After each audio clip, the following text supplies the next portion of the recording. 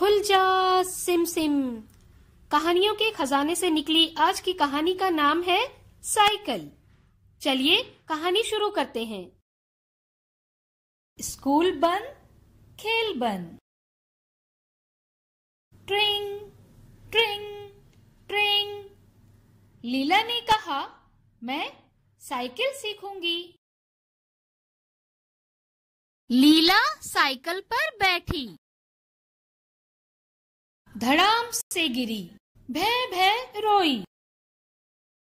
आपा ने साइकिल पकड़ी, लीला दोबारा साइकिल पर सवार हुई।